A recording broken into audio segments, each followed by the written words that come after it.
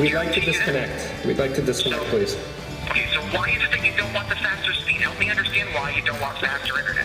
Help me understand why you can't just disconnect us. We first heard that phone call yesterday. A couple trying to cancel their Comcast service, but a representative stood in the way. The call sparking a new conversation about cable companies and whether it is time for viewers to cut the cord. A lot of people are saying yes. More than 7.5 million American households canceled their cable in 2013. That is up from about 5 million homes from 2010. Nicholas Thompson is the editor of the website for the New Yorker magazine. Good morning to you, Nicholas Thompson. Welcome back. How are you? So that conversation was so irritating, yet so relatable, because I know many times we've been in that position.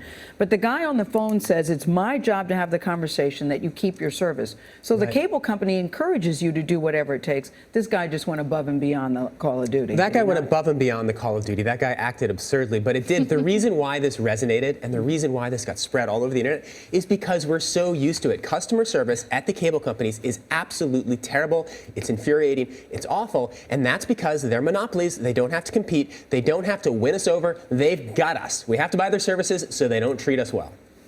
And they know that. And they know that. And so they do what they want to do. They can't be thrilled by this publicity. You know, this is not a good week for them over that, but it's not effective. It's not going to lead to more regulation that leads to a more competitive cable industry. Yeah, but if more and more people look at cable television, you know, and how much it costs and figure out alternative ways to get what they get from cable, the kind of, you know, depackaging of it, then they're going to shift there. And that's part of the reason that cable coverage has been going down. Right. So there are a lot of people who are cutting the cords, who are moving to alternatives. One thing to remember, though, of course, is that Comcast provides both your internet, which you need often for work purposes, and your television. So you can cut off their cable services, but you're still going to be dealing with their customer service reps. But if you want to cut off their cable services and you keep their internet, there are all kinds of things you can do. You can watch a lot of shows through Hulu. You can watch through your Roku box. You can get a digital antenna. There are a lot of alternatives, so you can reduce the amount you pay. Just pay for internet and then pay for some add-on services. You said something interesting, though, when you were talking about sort of lack of regulators. There's no one in there sort of defending the customer here. Right.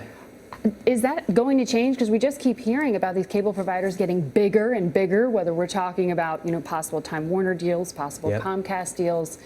When does this stop? This is one of the worst regulatory failures, I believe, in this country, a very consequential regulatory failure. If you look at internet speeds, upload and download speeds, we're about 30th or 40th in the world. That's terrible for a country that has spurred the internet, that in fact created the internet. We're that slow. We're that slow. And the reason we are that slow is largely because of policy failures. We have not encouraged a competitive market. We have not enforced best policies.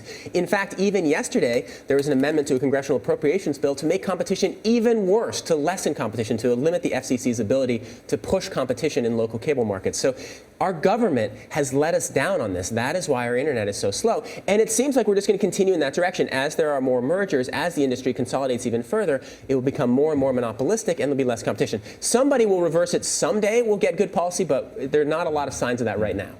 Just with respect to service and these phone calls, do you believe that the attention that's come to this will change policy by Comcast? Yes, this will probably change Comcast's policies for a short while. They will certainly tell all of their reps that you need to keep your customers. Our customers are very valuable. They make us a lot of money, but please do not abuse them. I'm sure there's a memo that's been around to everybody. I'm sure this tape will be played in every training session. I'm sure there are a lot of Comcast people watching right now who remember that they don't want their voice to be spread on a technology blog. So yes, I think customer service will get temporarily better for sure, but there's still these structural problems that limit their incentives to help us. And you say negotiate your bill. Oh, absolutely. You say negotiate your bill. This is one thing you can do. You can call your cable company and say, I'm thinking of leaving, I want to pay less. They have a whole bunch of options that they haven't told you about, and they can reduce your bill. So if you think you pay too much, call them right now and see what you can bargain them down to. Yeah, I think they'd be open after that. This is a good week to do that. All right. Thank you, Nicholas Thompson. Good to see you.